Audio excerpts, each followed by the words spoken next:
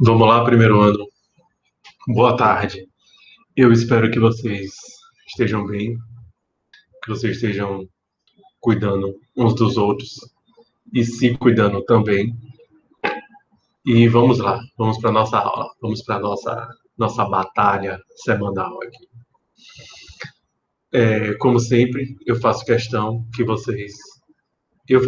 fazer e faço questão que vocês também façam nas atividades que eu peço para vocês, que é o cabeçalho completo. Nosso colégio é o Colégio Estadual do Campo, Mabel Batista Lobão, né? Nossa disciplina de Sociologia, que será a aula de hoje, está, né, num corpo maior de disciplinas chamadas Ciências Humanas e Ciências Sociais Aplicadas. Deixa eu colocar para apresentar, para ficar bonitinho. E assim, Ciências Humanas e Sociais Aplicadas, que envolvem também a disciplina de História, Geografia, Sociologia e Filosofia. Tá claro? Meu nome é Tadeu, vocês já sabem, me apresentei na semana passada. E essa é nossa segunda aula, né? Aula de hoje de Sociologia, ok? E, em primeiro lugar, a gente vai tentar pensar por que a gente está tendo aula de filosofia. Para que a gente está tendo aula de filosofia, né? Por que é importante ter aula de filosofia, de sociologia agora? E a gente precisa entender que sociologia é produção de conhecimento. A primeira coisa. Que tipo de conhecimento? A sociologia busca estudar todas as produções de conhecimento de todas as sociedades e de todos os grupos dentro das sociedades, né? Por que isso é importante? Deixa eu voltar para cá, aqui. Deixa eu voltar para cá para falar com vocês. Por que isso é importante? Porque, da mesma maneira como eu já tinha falado sobre em filosofia, de que vocês estão saindo dessa idade de adolescência, né, entrando para ser jovem, para serem adultos, e a vida, né, o contexto de vocês vai demandar um conjunto de responsabilidades, né, um conjunto de posicionamentos que até então vocês não tinham, não precisavam ter. Vocês ainda podiam ficar brincando na rua, ficar, né, gastando muito tempo com redes sociais sem se preocupar com nada. Vocês não precisavam se preocupar com questões como para vocês estarem na escola, né? Tanto antes quanto agora, que vocês estão na escola, estão em casa estudando, estão fazendo as atividades da gente, estão acompanhando as aulas remotas, vocês também estão estudando, para que vocês possam ficar parados, tanto antes quanto agora, estudando aqui com a gente. Existe um conjunto de pessoas por trás de vocês que possibilitam que vocês fiquem aqui estudando com a gente, que vocês ficassem a tarde toda no colégio antes estudando. Vocês tinham almoço na mesa, vocês tinham pessoas que botavam comida na mesa, as pessoas das casas de vocês que trabalham, né, que ganham dinheiro, ganham o sustento de vocês. Alguns de vocês, inclusive, também já trabalham e já trabalhavam antes. Então, é necessário pensar sobre todo esse contexto que acontece por trás das coisas para que elas aconteçam, para que nós estejamos aqui agora. Eu estou aqui gravando essa aula para vocês, pingando de suor, mais uma vez, de novo, porque está fazendo 300 milhões de graus aqui em Salvador. Está muito quente. Mas, para eu estar aqui agora, eu precisei, né, fazer coisas para estar aqui. Tanto fazer coisas em casa, como limpar a casa, como fazer comida, quanto fazer coisas anteriores a estar aqui. Para ser professor, eu precisei estudar.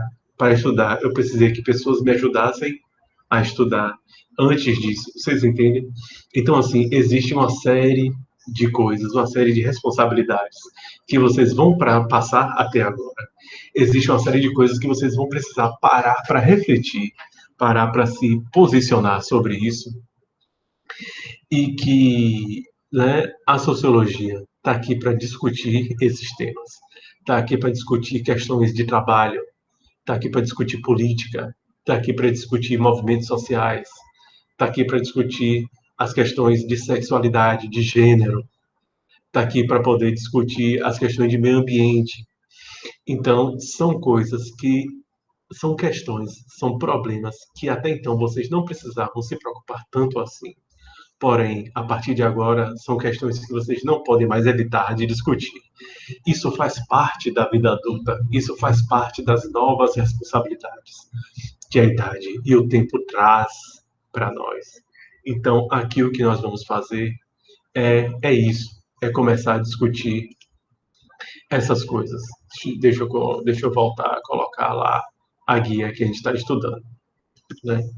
Então, a primeira coisa que a gente precisa entender é que o mundo, a realidade toda, não somos só nós. Existem diversos grupos diferentes na sociedade, existem diversos grupos diferentes em outros lugares do mundo, que pensam as coisas de maneira diferente, que fazem as coisas de maneira diferente, que têm histórias diferentes, que construíram seus costumes, construíram suas culturas, construíram suas práticas de maneira diferente da nossa. Então, a sociologia surge, né, para nos ajudar a acessar essas sociedades.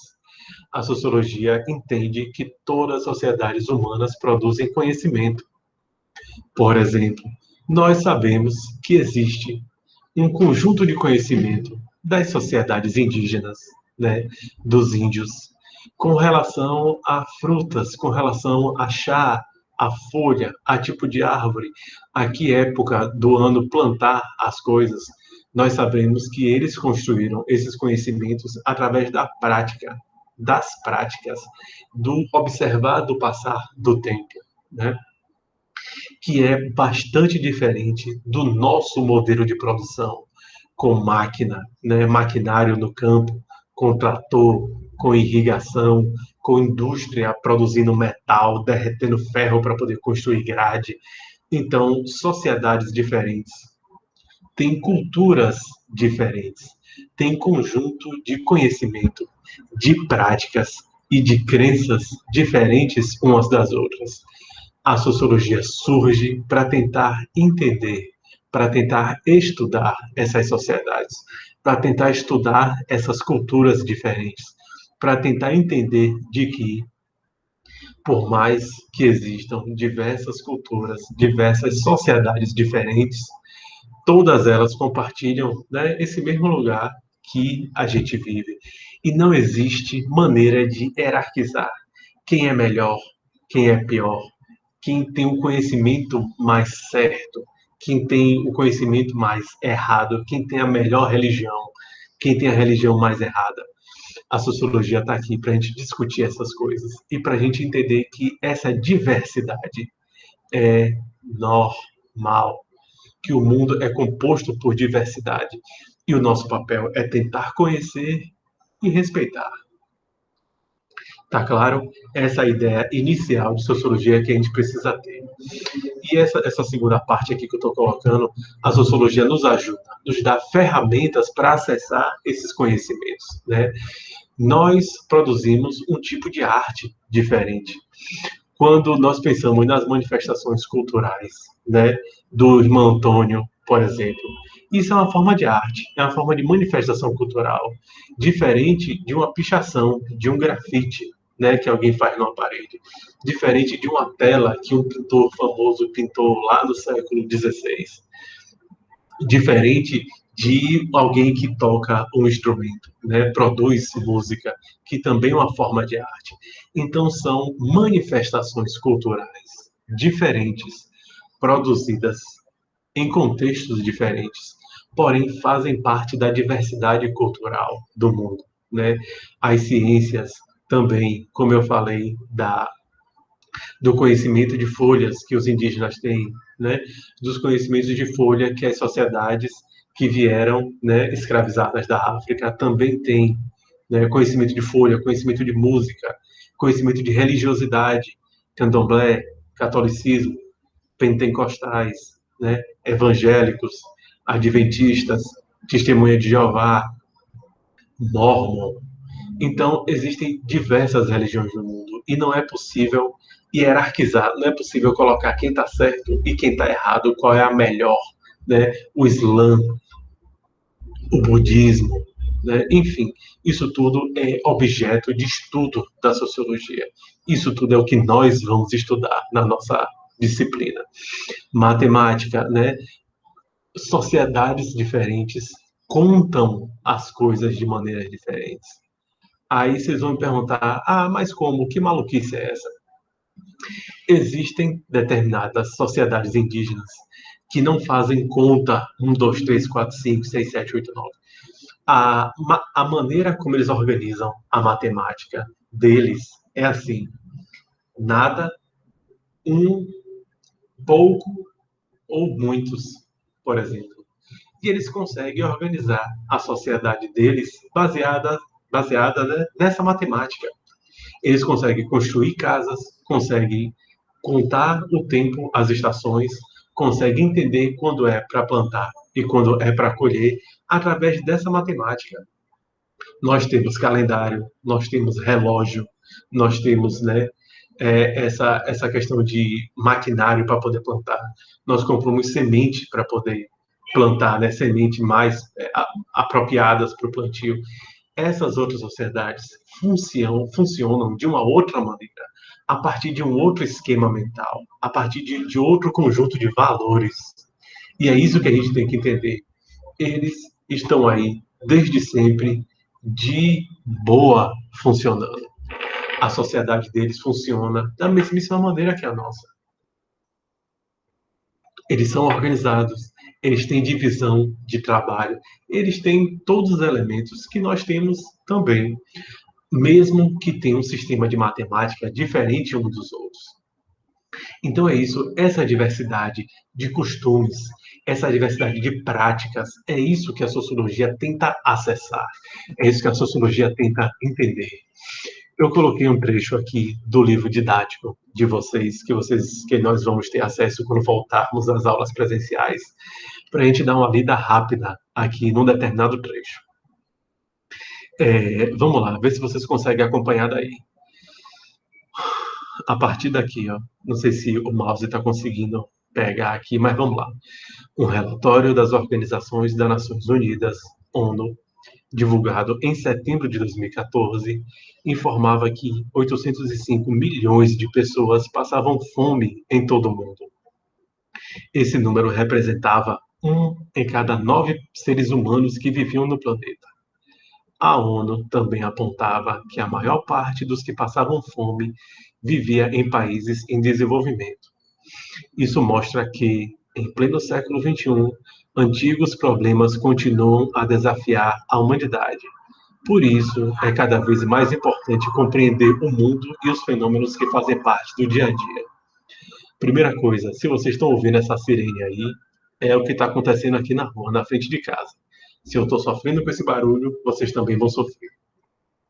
A segunda coisa é o seguinte: olha o que esse trecho está trazendo, o problema da fome. Então veja, nossa sociedade, que é tão rica, né? Tem tanta gente rica, milionária, tanto empresário, né? Tanto empresário que salva o país com emprego, essa mentira que eles contam. Tanta gente rica, tanta tecnologia, tanta indústria, mas por que é que toda essa tecnologia não foi suficiente, né, para resolver problemas como esse da fome, por exemplo? Porque todo o progresso que a humanidade já atingiu não foi suficiente para resolver o problema de feminicídio, do assassinato de mulheres, não foi suficiente para resolver a homofobia, não foi suficiente para acabar com a fome, acabar com as guerras. Por que não foi? Isso é que a sociologia faz, né? A sociologia pega esses problemas sociais e tenta trazer, tenta pensar sobre eles, tenta trazer questionamentos sobre esses problemas. Continuando, para cada problema vivenciado por homens e mulheres em vários lugares da Terra, acabei de falar isso, como a falta de comida ou a distância entre duas cidades, diferentes sociedades encontram diferentes soluções. Entretanto, tendo como referência a história ocidental até o final da Idade Média, essa busca por conhecimento, acabei de falar sobre isso, essa busca por conhecimento e soluções não acontecia em relação às transformações e aos conflitos sociais, choque entre religiões, conflitos geracionais. O que é conflito geracional, gente? Conflito geracional é os valores que eu tenho referente aos valores do passado. O que era bom antes, né? Quais eram os valores bons que existiam antes e quais são os valores que a sociedade tem agora. Por exemplo, né? O que se veste para ir para a praia, né? Existiu um período onde a mulher não podia expor seu corpo na praia. Hoje existe biquíni e fio dental, por exemplo. Isso é uma trajetória que a sociedade construiu de um, um período com menos liberdade para um período com mais liberdade, né? Então veja, a gente está saindo de determinados valores para ir para outros valores. Isso é um conflito geracional, é um conflito de valores entre as gerações. Os seus avós, as avós de vocês ficam às vezes falando besteira em casa. Antigamente que era melhor, na época da ditadura que era certo, não sei o quê. Isso é uma besteira, é uma bobagem, porque talvez esse valor era bom no passado. Hoje em dia, que a gente tem um entendimento melhor dessas questões, hoje a gente entende que isso aqui não era tão bom assim, né? Que hoje em dia os valores que a gente tem de sair de uma sociedade com menos liberdade para uma sociedade com mais liberdade são muito mais importantes, são muito mais relevantes hoje em dia.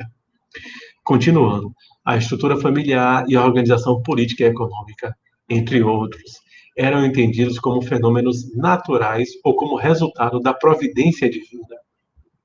Nesse caso, não cabia à humanidade interferir. Uma realidade na qual não se pode intervir não é vivida como um problema, mas como um destino, e um destino não pode ser objeto da ação humana e do conhecimento científico. Somente a partir do século XVIII. E eu alerto aqui, se vocês não lembram ou não sabem como ler algarismo romano para saber o século, eu indico que vocês corram atrás para poder entender como é que funciona.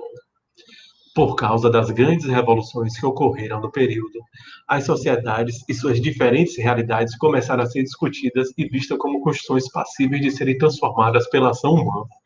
Então, é isso aqui foi o que eu falei antes. A sociologia surge para estudar as sociedades, para estudar a transformação, para estudar a mudança. A sociologia surge para tentar estudar, né, cada sociedade, como elas funcionam, como é a sua cultura, como são suas práticas, para entender que isso tudo é fruto de um desenvolvimento. Isso é fruto do passar do tempo. Tá claro? Aí, continuando aqui, o final lá daquele trecho, vocês pausam o vídeo e leem se quiserem. Mas vamos continuar aqui. As explicações obtidas como regras e critérios sistemáticos de investigação e de verificação constituem a forma de conhecimento que chamamos de ciência. Eu estou trazendo isso para mostrar o quê? Que a sociologia é uma ciência. A sociologia funciona através de leis, de regras, de critério de investigação da realidade. Por isso que a sociologia é considerada uma ciência, né? Aí, continuando, pela possibilidade de ser criticada e corrigida, pela flexibilidade para absorver inovações, expandir sua área de atuação, pela eficiência na forma como orienta a intervenção no mundo, pelo caráter plural que permite sua prática em diferentes culturas, a ciência é hoje o modo mais aceito de produção de conhecimento. Nós vamos ver melhor isso mais adiante, quando a gente vai estudar os conflitos entre conhecimento religioso e conhecimento científico. Hoje, né, nós não nos contentamos mais com explicações como por que acontece tal coisa? É porque Deus quer. Por que tal coisa acontece de tal maneira? Isso aí é assim mesmo. Hoje em dia, não existe mais espaço para esse tipo de posicionamento. Hoje em dia, nós precisamos buscar explicações sobre as coisas, explicações que nos dê a dimensão. A gente precisa questionar, como eu falei lá em filosofia. A gente precisa buscar essas informações. Tá claro? Deixa eu só dar uma conferida aqui numa coisa. Ok. Sim, continuando. Revolução Industrial, transformações. Revolução Industrial é um tema, é um tópico do conteúdo de história que vocês vão ver ainda. Porém, aqui a gente precisa entender o seguinte, que Revolução Industrial foi o momento na história da humanidade onde foi criada a indústria, foi criada as máquinas, foi criada essa tecnologia de o ser humano sair da produção manual de cada coisa e passar para uma produção em escala maior, uma produção feita através de máquinas, através da indústria. Vocês vão ver esse conteúdo em história. Porém, aqui, a gente precisa entender que isso faz parte da transformação da sociedade. A sociedade vinha ali naquele esquema feudal, naquele esquema de, né, plantações, e passou por essa transformação para a produção industrial. E essa nova produção, né, essa nova maneira de produzir, trouxe, né, um determinado conhecimento diferente para a humanidade, o conhecimento científico a partir dali. Então, até então, existiu o conhecimento religioso, existiu o conhecimento filosófico, e aí, né, surge o conhecimento científico. A ciência passa a ser um conhecimento relevante na sociedade. O conhecimento científico traz essa mudança, essa transformação na sociedade. E como eu acabei de falar para vocês, a sociologia surge para estudar a transformação. Está escrito aqui na tela. Ó. A sociologia surge como uma ciência, acabei de falar sobre isso, que busca estudar e compreender as transformações da sociedade. E a primeira transformação que foi mais marcante e contribuiu para o surgimento da sociologia foi a Revolução Industrial. Nós vamos, né, falar sobre isso um pouco mais para frente. A gente vai ser um pouco mais específico sobre isso, mas por enquanto o que a gente precisa fixar é isso. A sociologia surge como ciência a partir da Revolução Industrial. O que foi Revolução Industrial, professor? Foi essa transformação na maneira do trabalho, na maneira de produzir mercadorias. Se antes uma pessoa levava 5 dias para costurar uma bota, né, matando o animal, extraindo o couro, curando o couro no tempo, no sol, né, fazendo, indo atrás de agulha, indo atrás da linha para poder costurar o couro na borracha ali do solado. Se isso levava em torno de 5, 10 dias, agora com maquinária industrial, com a indústria, é feito 1.000 pares por dia. Então, é claro que isso vai trazer uma transformação na sociedade, que vai sair desse esquema de passar 10 dias para fazer um par de botas, para fazer 1.000 pares por dia. É claro que isso vai mudar a sociedade, vai mudar a maneira como é produzida, como são produzidos os bens de consumo. E é isso que a sociologia vai se deparar primeiro. Oh, que loucura isso aqui. Vamos tentar entender o que era a sociedade antes. Vamos tentar entender essa transição, essa transformação, e vamos buscar entender que sociedade é essa que está surgindo através da Revolução Industrial. Tá claro? E fica aqui para a gente pensar uma coisa. Esse exercício é para a gente... Sai, mosca! Esse exercício é para a gente... Opa aqui, que inferno, sai! Esse exercício é para a gente tentar pensar sobre isso. A mosca também faz parte da aula. Né? Se eu estou sofrendo com ela, vocês também vão sofrer. Sai, sai, sai. Esse exercício é para a gente pensar sobre isso. Né? É para a gente começar a questionar, para na próxima aula a gente voltar a falar melhor sobre cada conhecimento desse.